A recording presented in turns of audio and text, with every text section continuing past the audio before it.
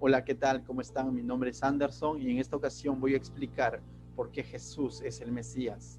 Pero antes de dar respuesta a esta pregunta, ¿por qué Jesús es el Mesías? Es necesario entender qué significa el Mesías. El Mesías significa el ungido, el elegido, el libertador, el salvador de la humanidad. Pero de pronto, ¿por qué la humanidad requiere de un salvador, de un libertador, de un elegido, de un ungido, es decir, del Mesías? Esto nos lleva a pensar en la historia de la humanidad.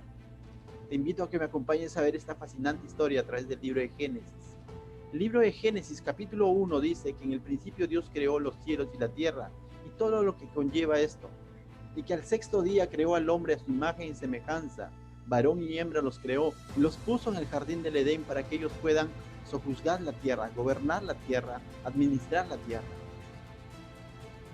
Pero les dio algunas instrucciones y una de las instrucciones fue que de todo fruto de árbol pueden comer, pero del fruto del árbol, del conocimiento del bien y del mal, no podían comer. Pero dicho esto, vino la serpiente antigua y engañó a la mujer y al hombre, haciéndoles comer de este fruto, diciéndoles que si ellos comían serían como Dios, cayendo así el hombre y la mujer en desobediencia y en pecado, y así, y como consecuencia ingresó la muerte a la tierra. La relación entre Dios y el hombre fue dañada, resquebrajada. La tierra fue maldecida. Y a partir de ahí, el hombre vive una constante de pecado. Pero la historia no acaba ahí.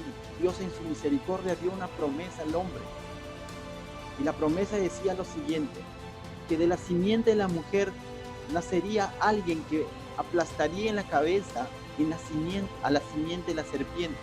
Y aunque la simiente de la serpiente lo dañaría en el calcañar. Dicho esta promesa, pasaron años tras años y el hombre seguía viviendo transgrediendo los principios de Dios, es decir, bajo la maldición del pecado.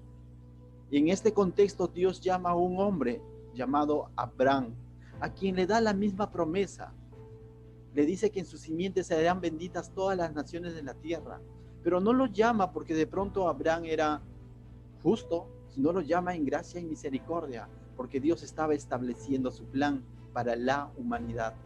Y esta promesa pasa a través de los hijos de Abraham, Isaac, Jacob, y uno de sus bisnietos, Judá, también recibe una promesa similar, es decir, la misma. Pero se le dice que el cetro de Judá no se apartará de él, de su casa. Es decir, que Dios iba a levantar un gobernador, un rey de la familia o del linaje de Judá, cuyo gobierno iba a ser para siempre. Pero pasaron los años y de este linaje de Judá, años después Dios levanta un rey y ese rey fue David. ¿Sería David entonces aquel que aplastaría la cabeza de la serpiente? Y aunque David fue un hombre valiente, y aunque David fue un hombre conforme al corazón de Dios, la Biblia nos dice que David también estaba infectado por el pecado. David también pecó. Pero Dios en su misericordia dio otra promesa a David. Le dijo que él afirmaría el reinado de su casa por la eternidad y que de su linaje saldría alguien que gobernaría para siempre. Y ahora veamos los hijos de David.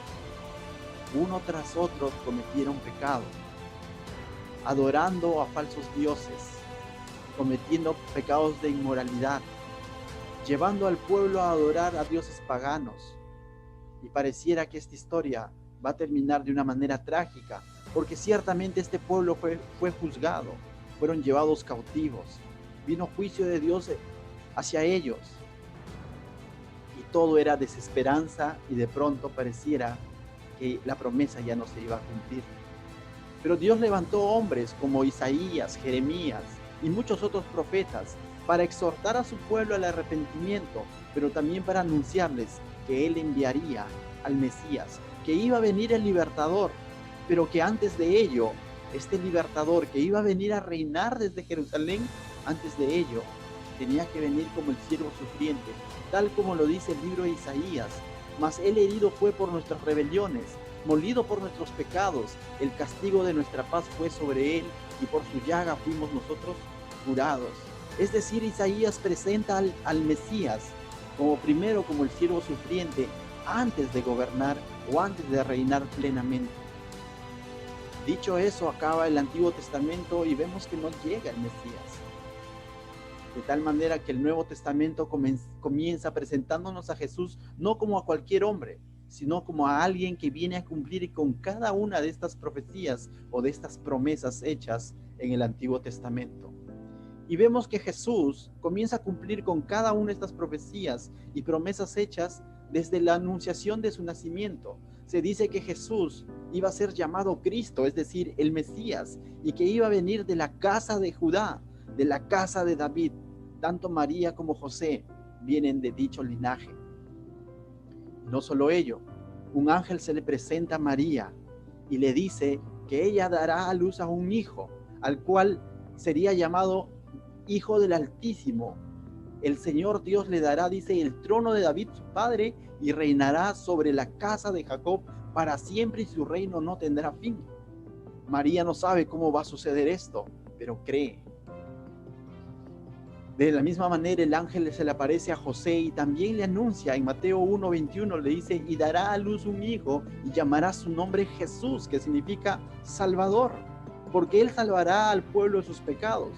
Todo esto aconteció para que se cumpliese, dice, lo dicho por el Señor por medio del profeta cuando dijo, he aquí una virgen concebirá y dará a luz un hijo y llamará su nombre Emmanuel, que traducido es Dios con nosotros. Y vemos cómo es que Jesús entonces desde la anunciación y desde su nacimiento va cumpliendo con cada una de estas profecías.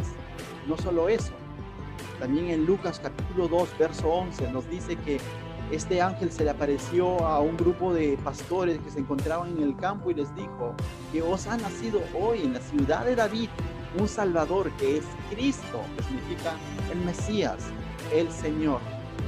Y estos pastores atemorizados, pero al mismo tiempo al ver esta revelación, van y adoran y encuentran a Jesucristo, a Jesús que había nacido en un pesebre. Entonces es Jesús quien cumpliría con cada una de estas promesas hechas en Génesis 3:15, con la promesa hecha a Adán y Eva, con la promesa hecha a Abraham en Génesis 22:18, con la promesa hecha a Judá en Génesis 49:10, con la promesa hecha a David en 2 Samuel 7:16.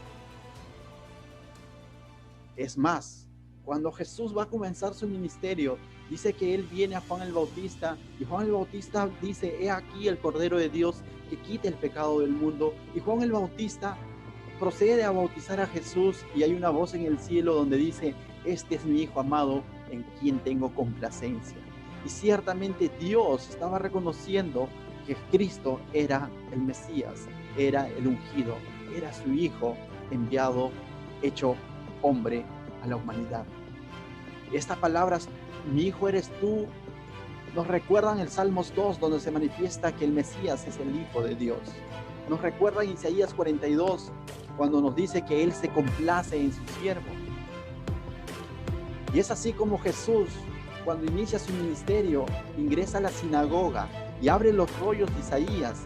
Y dice el Mateo 4:18 que Él comienza a leer los rollos de Isaías y dice lo siguiente, el Espíritu del Señor está sobre mí, por cuanto me ha ungido para buenas nuevas a los pobres. Me ha enviado a sanar a los quebrantados de corazón, a pregonar libertad a los cautivos y vista a los ciegos, a poner en libertad a los oprimidos, a predicar el año agradable del Señor. Y dice que cierra los rollos y dice que ese día ha llegado.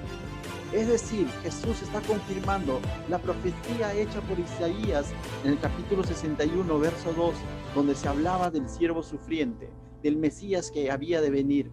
Pero Jesús no termina de leer todo lo que dice Isaías, ya que el libro de Isaías también nos decía que Él iba a manifestar el día de la venganza de Dios, pero eso lo cumplirá en su segunda venida. Es así como Jesús comienza a manifestar verdades en cuanto a su reino, a hacer milagros y prodigios. Y aunque muchos lo entendían, aunque algunos lo entendían, muchos no lo entendían, pero Él comienza a enseñar sobre su reino diciendo que se acerquen porque el reino de Dios se había acercado. Comienza a sanar a los enfermos, a dar vista a los ciegos. a perdonar a los afligidos, a los pecadores, y comienza a manifestar su poder. Y es por eso que muchas personas comenzaron a verlo como el Mesías, porque perdonaba pecados, porque sanaba enfermos y porque hablaba con sabiduría. Pero ellos lo veían como un Mesías político. Y es así como Jesús se revela y comienza a decir de que antes de cumplir con su gobierno, con su reinado, Él tenía que ir a la cruz. Él tenía que sufrir el oprobio. Él tenía que cargar con cada uno de nuestros pecados. Y aunque muchos no lo entendían, incluso sus propios discípulos, Él comienza a manifestar y a declarar que era necesario ir a la cruz. Y ciertamente va a la cruz y es crucificado a causa de nuestras rebeliones. Le colocan una corona de espino a manera de burla, como Jesús, rey de los judíos, pero cuando en realidad Él lo era, Él lo es. Su trono fue una cruz, sus brazos fueron atravesados por clavos, sus piernas también. Fue atravesado por una lanza, cumpliéndose así el daño en el calcañar. Y aparentemente la simiente de la serpiente estaba venciendo y aparentemente todo estaba perdido. Pero ¿sabes qué? Esta historia continúa, porque dice que al tercer día esa tumba estaba vacía. Y esto certificando de que Él había vencido en la cruz. Había vencido a la simiente de la serpiente en aquella cruz. Y que ahora tenía potestad debajo de la tierra, en la tierra y arriba de la tierra y en los cielos. Y es así como Jesús de pronto asciende al cielo, dando esa promesa a sus seguidores, dando esa promesa a sus discípulos de que Él volvería a instaurar, a constituir su reino aquí sobre la tierra, y que volvería en el monte de los olivos a poner sus pies, y que volvería por su iglesia. Y esa es una promesa del Mesías. El libro de Juan 14, 3 y 4 dice: y si me fuere y os preparare el lugar, vendré otra vez y tomaré a mí mismo, para que donde yo estoy vosotros también estéis, y sabéis a dónde voy y sabéis el camino. Jesús prometió volver. El libro de Apocalipsis nos narra que Él va a volver, pero va a volver como el Mesías, con toda su majestad. Va a volver como el Mesías rey, a instaurar su reino aquí sobre la tierra. Dicho eso, querido amigo, acabamos de ver por qué Jesús es el Mesías. El Antiguo Testamento dice que Él tenía que ser hebreo, y vemos en el libro de Lucas que ciertamente corrobora que Él era del linaje de David, del linaje de Judá. El Antiguo Testamento decía que el Mesías debía haber nacido en Belén, y Lucas, el Evangelio de Lucas en el Nuevo Testamento lo corrobora. Que el Mesías tenía que haber tenido un nacimiento virginal, y ciertamente fue así. Tenía que haber sido un profeta como Moisés, y ciertamente el libro de Juan dice que Él es mayor que Moisés. Un sacerdote de la orden de Melquisedec, y ciertamente el libro de Hebreos dice que el sacerdocio de Jesús es conforme a la orden de Melquisedec. Un rey del linaje de David, y ciertamente el libro de Mateo nos dice que Él es del linaje de David. ¿Por qué Jesús es el Mesías? Porque cumplió con cada una de estas verdades, con cada una de estas profecías, con cada una de estas promesas. Es más, Jesús es un profeta superior a Moisés. Moisés conoció cara a cara a Dios, es decir, pudo ver la presencia de Dios y pudo tener ese encuentro y trato personal con Dios. Pero ¿sabes qué? Jesús es Dios y lo ha dado a conocer. Quien ha visto a Jesús ha visto al Padre. Moisés libró al pueblo de Israel de la esclavitud de Egipto. Jesús los libró de la esclavitud del pecado. Moisés llevó al pueblo a la tierra prometida. Jesús nos lleva al cielo por la eternidad. Jesús es un profeta superior a Moisés. No solo ello, el sacerdocio de Jesús es superior al sacerdocio levítico. Jesús es un sacerdote de la orden de Melquisedec. Melquisedec estuvo ministrando antes que existiera un templo, y su nombre significa rey de justicia. Melquisedec fue llamado también el rey de Salem, que significa rey de paz. Melquisedec bendijo a Abraham, manifestando así que el mayor bendice al menor. Y es más, el Evangelio de Juan nos dice que Jesús es mayor que Abraham. Jesús también debía de ser un rey para ser el Mesías. Y ciertamente Jesús era de Judá, de la tribu real. Cuando Jesús nació, los magos del oriente, dice, llegaron en busca del rey, en Mateo 2, versos 1 y 2. Jesús enseñó que un día Él se sentaría en el trono glorioso, en Mateo 19, 28. Mucha gente de Israel reconoció a Jesús como el rey anticipado. Jesús afirmó que Él era el rey de los judíos ante Pilatos. No solo ello, Jesús es el siervo sufrido anunciado por Isaías. Él era el siervo sufrido de Isaías 53.